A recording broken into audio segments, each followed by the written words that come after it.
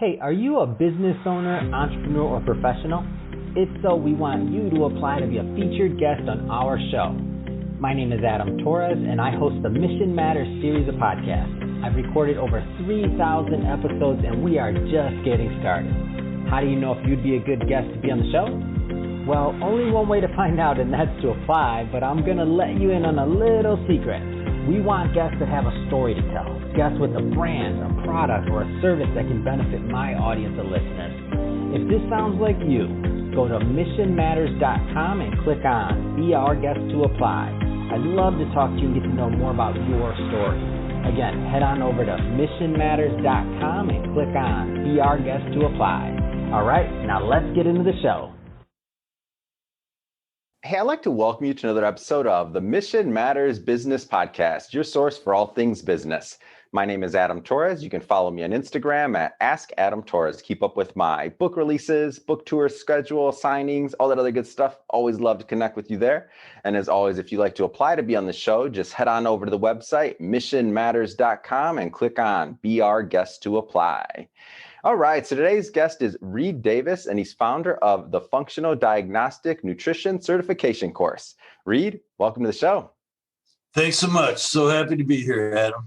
Oh, man. So I'm excited to have you here. You are truly one of the pioneers in your field, and we're going to get into that. I mean, you've got over 3,000 students, 50 plus countries. I mean, you've been a busy, busy man. But maybe just to get us kicked off, like, how did you go down this path of founding this course and just, this health and nutrition thing in general? Like, how'd you get started with this?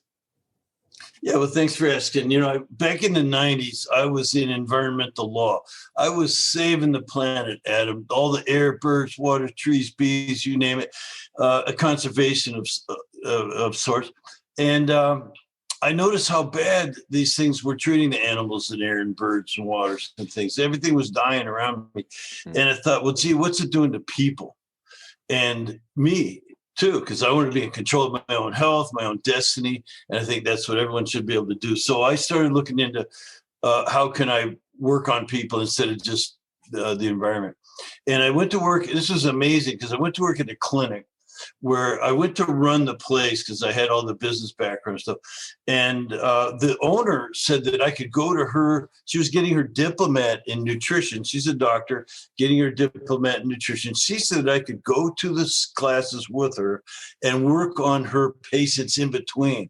And I thought, what an amazing opportunity. And I'm a learned freak, a guy who likes to study things anyway. So that's when I fell in love with the clinical side of the business. I was working on Mrs. Smith and Mr. Jones in between my classes with nutrition. And here's what amazed me and upset me and set me on the path for the rest of my life, I hope. Almost everybody walking in the door, Adam, had been to 3 or 5 or 8 or even 10 different practitioners already. And I thought, what a ripoff, like they weren't well yet. And they're desperately searching for someone that can come up with some answers on why they felt so bad. A lot have been told by their doctor, there's nothing wrong with you. Your blood work looks normal. So that's when I started learning. I learned to run labs and look at the laboratory work. And it took me years and years and years, but I discovered some patterns. I had some excellent mentorship, alternative practitioners around the turn of the century. A lot of them were pioneers in their own right. But I did the work in the office. I ran thousands of labs on thousands of people and recognized some patterns.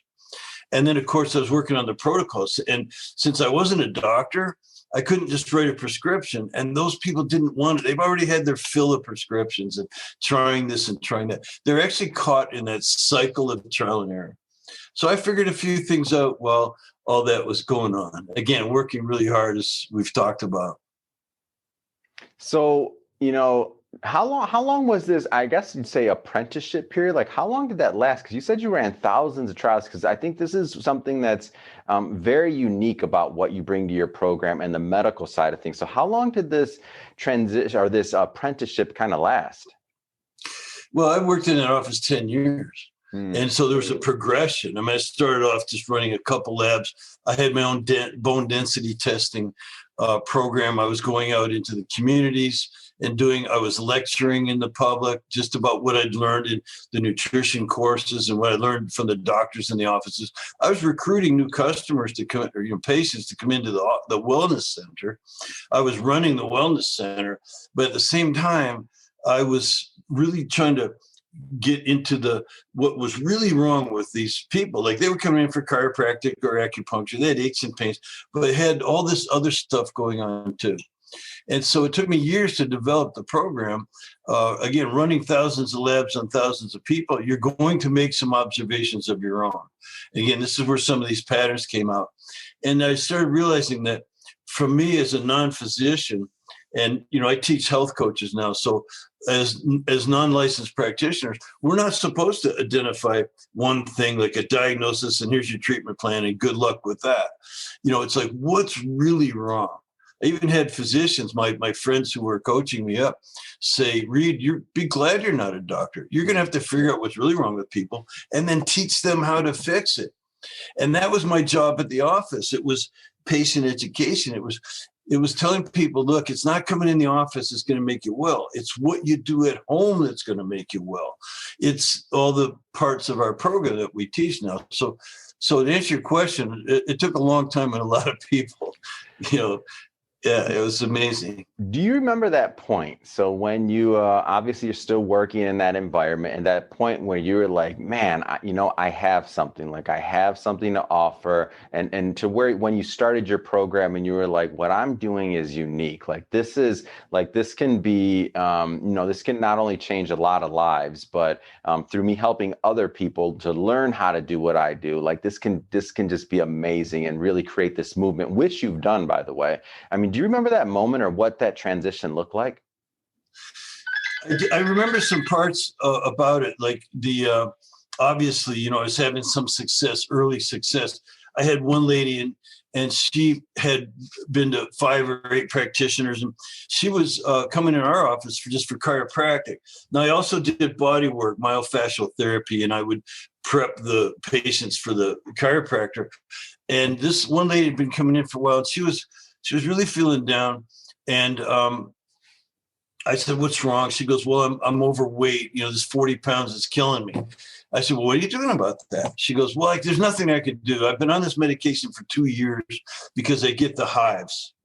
And she goes, and I went to my doctor the other day and I said, I'm really tired of being overweight. And he said, look, lady, you could either have the hives or be overweight, take your pick. Again, just medication was the only solution he had for her. And she said to him, that's depressing. And he says, well, I can write your prescription for antidepressants if you'd like. And so I'm getting to the answer. And so I looked at her and said, well, have you ever tried to find out why you get the hives? And her head snapped around. I thought she wasn't going to need her chiropractic adjustment that day. It really, and she goes, what do you mean? I said, well, we could run some tests and find out why you get the hives. And then if, we could figure that out, you wouldn't have to be on the medication and your life might go back to normal. And she was all in, of course. And within a very short period of time, just a couple of weeks, we had tested her. We had found out she was sensitive to some foods and some things in her environment, got those things out of her life. And she immediately got off her medication that had been making her fat. And her hives didn't even come back. She was taking hot showers. She was working out to the point of perspiration, which she'd never done in 2 years, because even on the medication, she couldn't work out to a sweat and take a hot shower. So it completely changed her life. And that was one of the moments when she just told me how happy she was and that she told her doctor, I'm not taking that medication. That was a moment very early on when I knew I was on to something by looking at these alternative labs, this way of looking at blood and saliva and urine and stool, on people and figuring out what's really wrong. And so I had a lot of moments like that with adults, with children who I had a principal call me once and say, what did you put little Billy on? Because, he had asked the mom, how did you get these miraculous changes in your child's behavior? They had told him he's got ADD, he needs to be on medication. And so we just ran some tests, figured out what was interfering with his nervous system, got that out of his life, and it changed his behavior like that. So I had moment after moment like that, Adam, that just completely changed my life. And it was part of the early process of knowing that I was onto something. So, I want to circle back to that concept that you said that you were told at one point by, whether it was by doctors or other peers, that you should be happy that you're not a doctor. I want to go back into that concept of, because I know you have a doctor of the future concept of kind of the differences and where you see maybe some opportunity. Well, that comes from a very famous quote by Thomas Edison, who was an amazing inventor, wonderful person. Even the technology you and I are using right now probably started somewhere in his brain, over 100 years ago, the idea of video and movies and all the things. Great guy. But he said, and it's very often quoted, that the doctor of the future will give no medicine, but will interest his patient in care of the human frame and in diet and nutrition and the cause of disease, cause and prevention of disease. And everyone quotes that, but he was wrong. Last year, over 55% of all Americans took at least one medication or are on one medication. The number of prescriptions filled last year was 4.15 billion prescriptions. So he's wrong about the doctor of the future providing no medicine and interesting them in these things.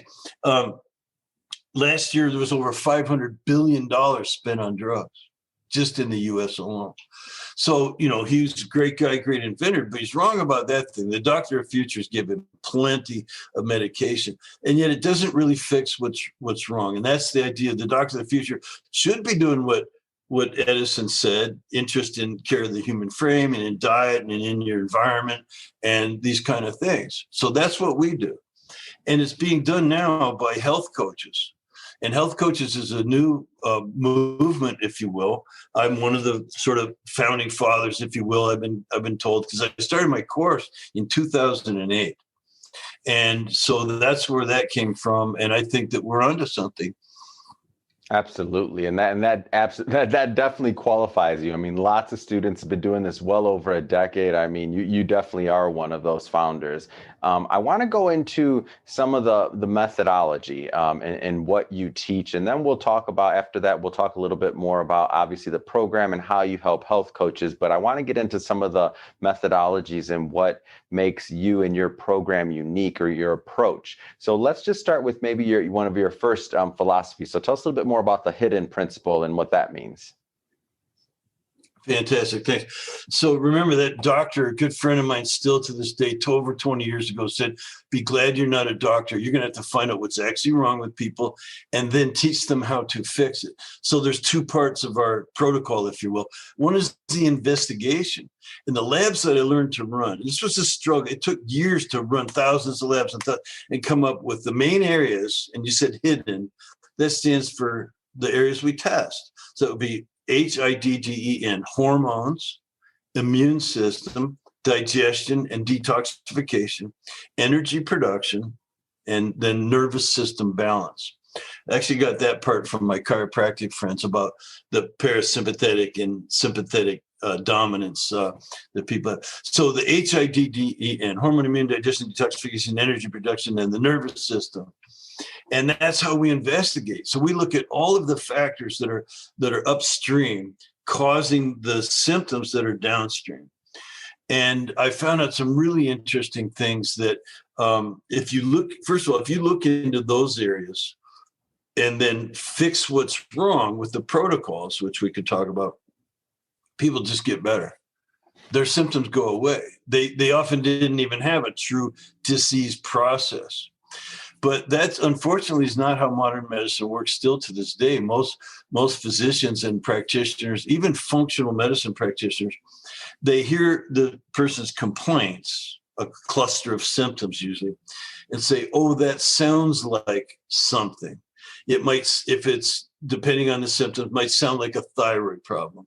It might sound like, oh, you have a parasite, or it might sound like some other issue. And then they'll just test that one thing. And pat themselves on the back. I found your problem, and give you something to change the paper, something that's going to change the numbers, but not necessarily correct all of the upstream issues or dysfunctions or imbalances that are actually the true healing opportunities. And so we just work a different way. We're not so concerned with the numbers on the paper as what's causing them. They're just a result of the underlying causes. So our HIDDEN, it's there's no magic formula, but that's as close as I found to just, this is why you're having problems. And it does require an investment in running those labs. And so hidden, to answer your question, is about the investigative part. We always look into all those things.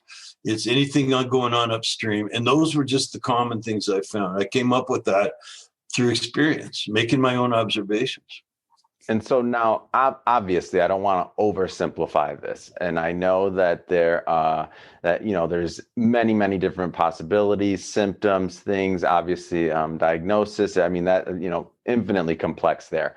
But I do want to, there's some people watching this right now that maybe they've never gone down this path of any type of functional medicine. And when you're talking about things like tests and running tests, they kind of don't even know what that means. So maybe just walk us through a little bit of what that process of going down the hidden process, if you will, could look like for a particular patient. Again, understanding not all of them will be the same. Well, yeah, sure. And it might sound like biting off a lot, but it's just what I found works. So typically people come to us and they've already been to a number of practitioners. They've even been told often that by their physician, nothing's wrong with them, because they're doing these standard CBC, blood chemistry panels and things, and everything could look normal. But people know that there's something wrong. So they go down the street for the next thing and the next. I call it the cycle of trial and error. So what I found works is, why don't we just look at your hormones, your immune system, your digestion, these things they're very substantial functions in your body, and we'll look for the healing opportunities. Now, that's not a diagnosis like a physician would give. Matter of fact, why would I diagnose one thing when there's all these other things going on? There's always an entire constellation of dysfunction when someone has health issues. There's always a combination of things. So to just label one thing and treat that piece of paper, it makes no sense to me. And so this is the kind of people who follow us. They go, yeah, I want to know what's really wrong.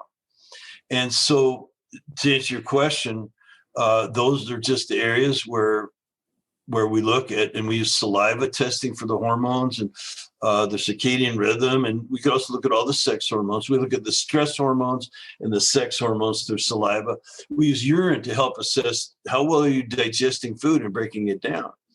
That's as important as anything. You can eat all the great food in the world, but if you're not breaking it down and absorbing it, what good is it? You're not getting the nutrients, the amino acids, the vitamins, the minerals, the phytonutrients, the essential, trace elements of things. If you're not getting the good out of the food, it's not doing, you could actually be starving. You could actually be malnourished as good as the food. So hormones and immune system, you could have an overactive or underactive immune system. It needs to be looked at, and then through lifestyle and things, you can usually manage that. You can boost it, you can suppress it. Lots of things you do naturally without drugs. So we'll use saliva testing, we'll use urine testing, we use stool testing a lot, looking for the microbiome to make sure that you don't have too much good versus bad, or too much bad bacteria versus good bacteria. We all have this microbiome. There's also parasites and funguses and things we find. These will really interfere with your health.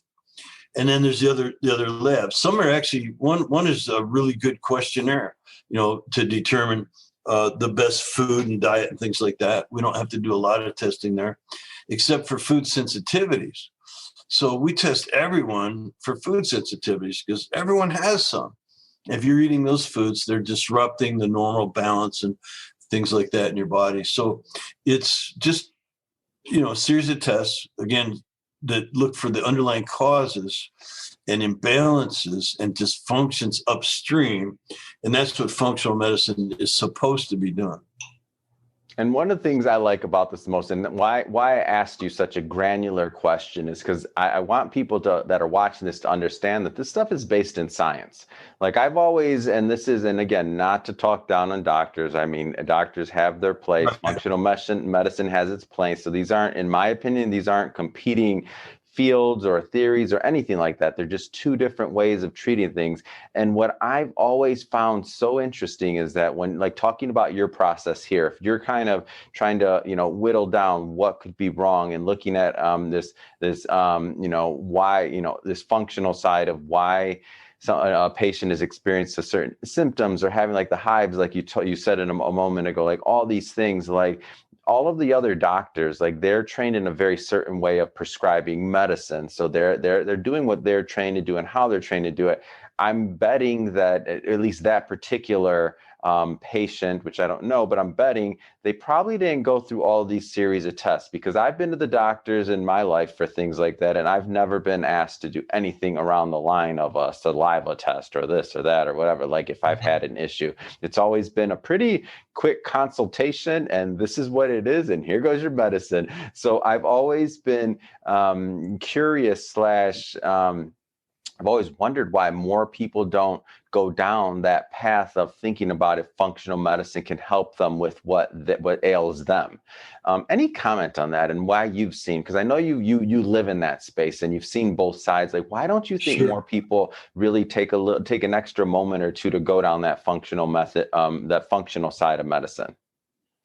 Well, more and more are, obviously. Matter of fact, doctors are starting to look at hiring health coaches because we get great results with people, not only on the positive psychology part, which is involved in changing your behavior. Doctors, I think, are pretty cynical because a lot of prescriptions are right. People never take them. They just don't want to take drugs. And that's the only solution they have. And so everyone's kind of throwing their hands up. But we're not trying to take a doctor's place at all. In emergent conditions, if there's a downward spiral in your health because something came along that kicked your butt, you need a physician's oversight in that. They can save your life. That's not the game we're playing, so to speak. That's not our backyard, if you will. But we can work around the edges of that thing, with the diet and all of our protocols and things. So we look at what's really wrong. We try to help repair, restore, rebuild, rebalance, all of those things. And if there is, and that's our backyard, we use just basically lifestyle and behavior medicine, which we should talk about, but it's it's just the backyard of a health coach to do that. And again, if the downward spiral of someone's disease process is so contracted or shortened, then the observations I make can't really be capitalized on. The body needs time to heal.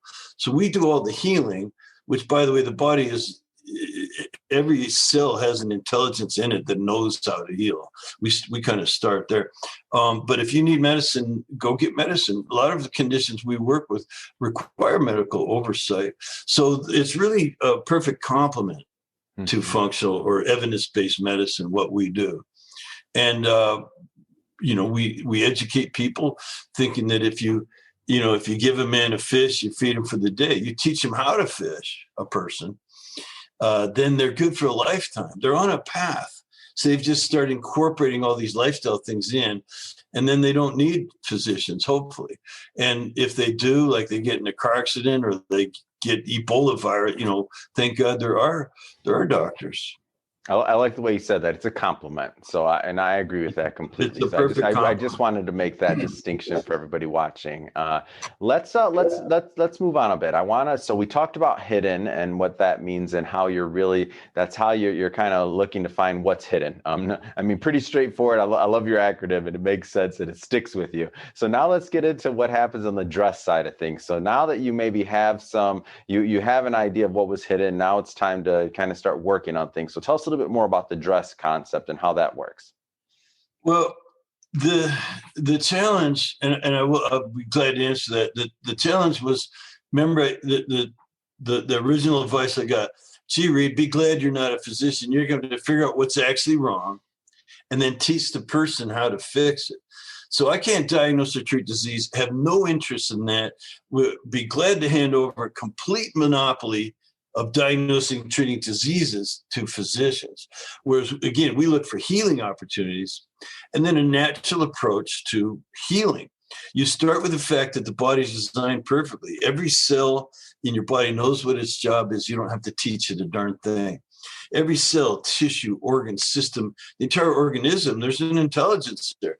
We work with that. We coach up function on the cellular and tissue level, on the organ level, on the system level, by using what turned out to be the DRESS, or Dress for Health Success system.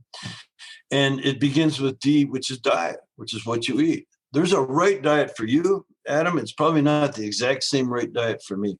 There's no one diet that's right for everybody. But there is a diet right for each individual. And we have a way of discovering what that is. You have to know the principles of fuel and fueling the body and fueling the cells so that they can do their job effectively and efficiently without interference. So diet's critical. So that's the D in dress. Now, R, you can probably figure out is rest.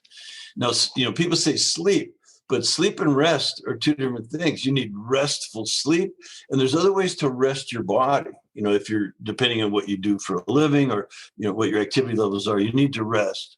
Everyone kind of knows about diet and rest. Well, the next E is obvious, exercise.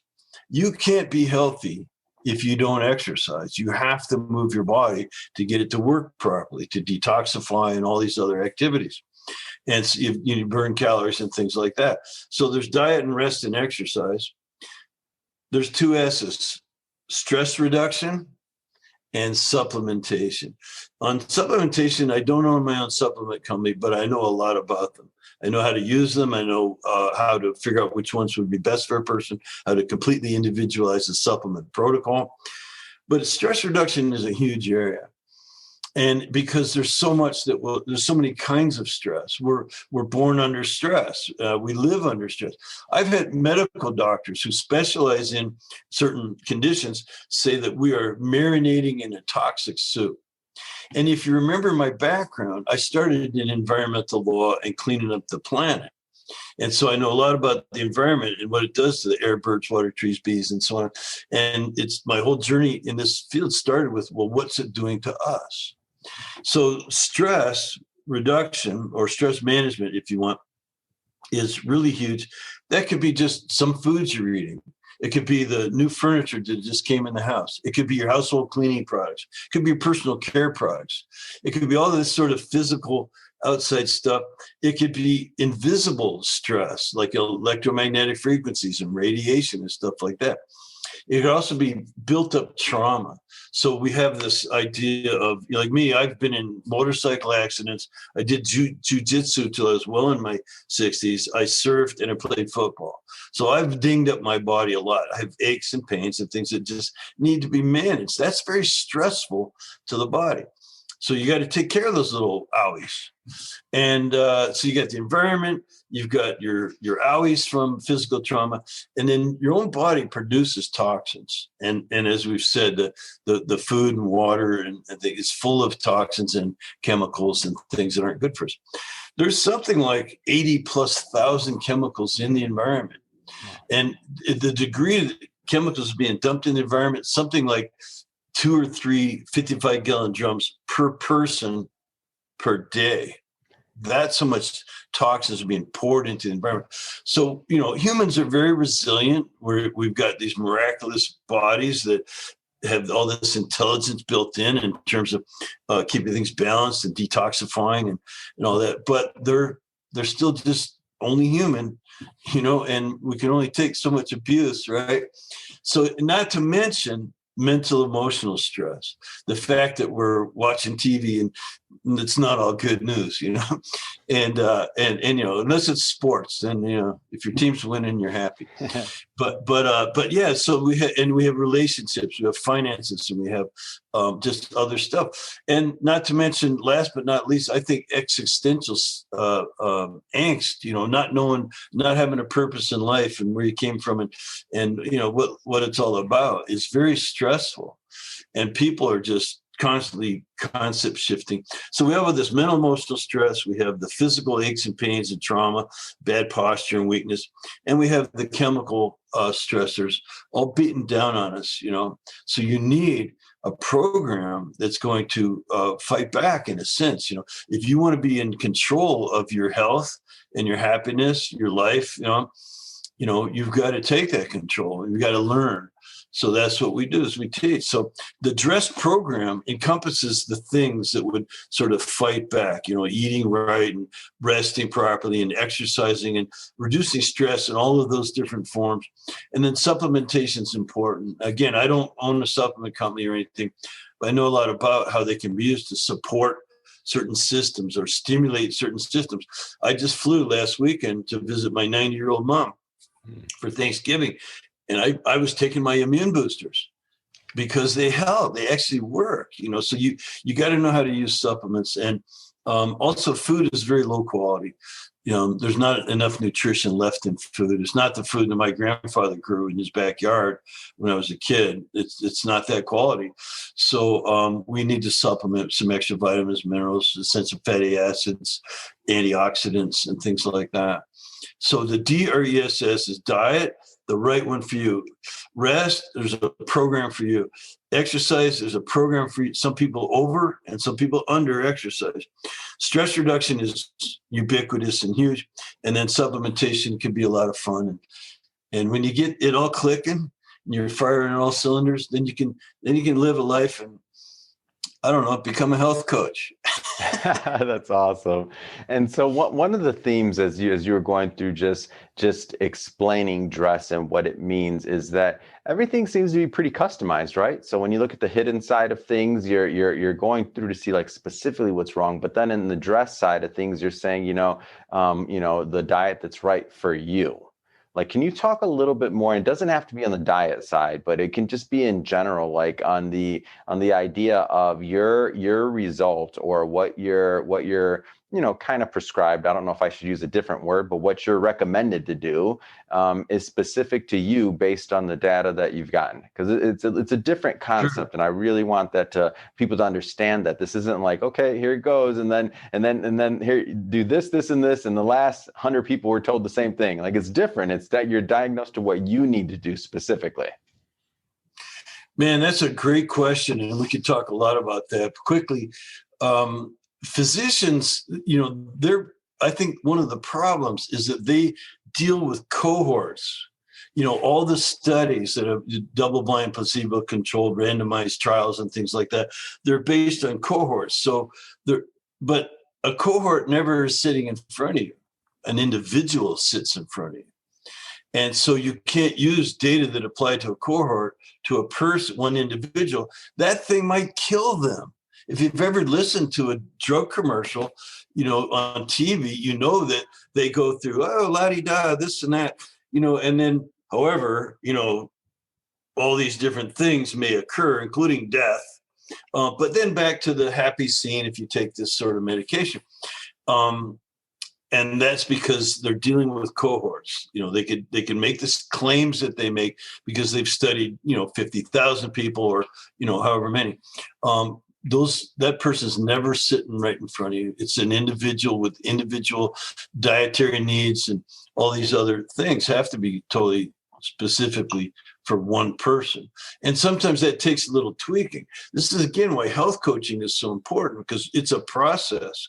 It's not just, here's your prescription, here's your DRESS program. Here's a DRESS program that has reasonable expectations based on your history, your lab results, and the other factors we would include. So here's a DRESS program customized for you. It has reasonable expectations. There's no guarantees because we don't control the outcomes, but we can help manage that person through this process of discovery. You can the diet, you start here and you dial it in a little bit, the amount of protein or fat, and these things might change. Same thing with the rest. A lot of times that's often people's main complaint is, I just don't sleep. So there's ways we do some testing on the circadian rhythm, getting the melatonin levels and things, and we figure out what's causing causing that lack of sleep, and then, help a person modify their lifestyle. So the coaching program is a huge part of it. And I'll just say that it has to be individualized, and further than just individualized, it has to be, you have to navigate. It's like sailing a ship. I don't know if you've ever sailed, but I grew up on the Great Lakes. My dad had a big boat, and there's wind in the air, in the sails. There's currents in the water, and there's waves slapping up against the hull of the ship, and it's being pushed around, and you have to zigzag. There's no motorboating to health. It's a matter of adjustments along the way. But you got to start with an individual plan, and then you further individualize it based on the feedback we get from the body or the person, and we tweak it. And so that's why it's a process. I want to go further into your actual health coaching program and how you're helping people become health coaches. So, I mean, you've had over 2,000 students, again, 50 plus countries. Tell us a little bit more about your program and also what you think makes a good health coach. Because there's some people watching this right now that they're like, they get it. Some people are thinking about this from maybe the more functional side of maybe they have an ailment and they're thinking, I need to figure this out, and I've never considered this. But there's also some people watching this that are like, hey, I want to do what Reed does. Like, if I can help people in this way, if I can make a difference in somebody's life, like, you've obviously found your calling, Reed, in doing this and helping people. There's some people watching that are maybe want to go down that path also in helping people. So tell us a little bit more about the program again, and what you think makes a good health coach. Yeah, I want to start, if you let me, on why I started teaching, because I had a thriving practice. One of the busiest. It was just back then. We just called it a nutrition practice. The word health coach didn't exist back then. There was personal coaching, executive coaching, and things. But I had people just coming up to me at my lectures saying, instead of just recruiting clients for yourself, Reed, you should be teaching other people to do what you do, because no one's doing this. No one has a system that you've developed. It took me 10 years to develop it, but still I was out there lecturing, mostly to bring new customers or patients and clients into our offices. And I was just kept hearing it. You should be teaching. You should be teaching. And then one day a lab owner called me up and he said, who the hell are you? How can you run so many labs? Like, how many doctors do you have working there in your office? And I said, well, it's just me. I was the only one running these labs. He goes, what do you mean? He named some famous doctors who have 5 doctors working for them. He said, you as an individual do more than those offices that have 5 doctors who are using our lab. And I wasn't surprised. I didn't think any big deal of it. I just said, okay, well, I guess I didn't know you can't do it. I'm just doing it. And I love doing it. And so he said, you should be teaching others. Man, you could come and work for us, and I wasn't looking for a job. But he goes, what you're doing is amazing. So I put a course together and I taught a weekend workshop. I had 19 students, if you will, trainees, and they were mostly in the allied practitioner, health coach kind of field. And they loved it. They thought it was the best thing they'd ever seen in their lives. So I just started, I did another class. Well, now we have over 3,000 students. Of course, that was in 2008, and it's gone online, it's virtual, it's digital. And mostly we're recruiting for that health coaches. They've already got maybe a bachelor's degree. They've got some experience in the field, maybe even another training program. It could just be something like they're a yoga instructor, they're a nutritionist, or they're a personal trainer. There's someone that really likes helping other people. So I'd say helping other people would be the number one precondition. You got to like helping others. And then the same thing with that demographic. They're into it themselves. They're on their own quest for health. So they're walking the talk. So number one, you got to want to help others. Number two, you got to walk the talk. You got to set an example. People aren't going to follow you if you're, not in some kind of shape, right? Now, you don't have to be perfect either. I don't want to scare people away who say, well, I've got all these health problems. As long as you're on the path or I look at it as a stairway, where, some people have a lot of steps to go, and we help them with their steps. Now, I've still, after 20 years, got my own steps still to go. And I don't know anyone at the top of the stairs. And if they say they are, I could find you. Let me run some labs and I'll tell you how they're not quite there yet. They might be in great shape. And like I said, I just visited my 90-year-old mother. So genes have a little something to do with it. She's just genetically really strong. And I hope I got those ones. From my parents. But so the person who likes our course are either that kind of allied practitioner, there's someone who's got a degree or some certificates and they're in the field already, or they're people with their own health challenge. And they just have worked so hard to try to overcome it. And they haven't done it through conventional means. The doctors might have helped them a little bit, and that's good to get out of pain and, control it somehow. But to really overcome it and to get well and not need the medication and just be on your own with the lifestyle. So that's another big avatar or demographic there. People who've overcome their own health challenge. And so many of them come to us and sign up for the course just for that alone. I just want to go through the program and try to get well. And then they see that they could make a living doing it, do this as a profession.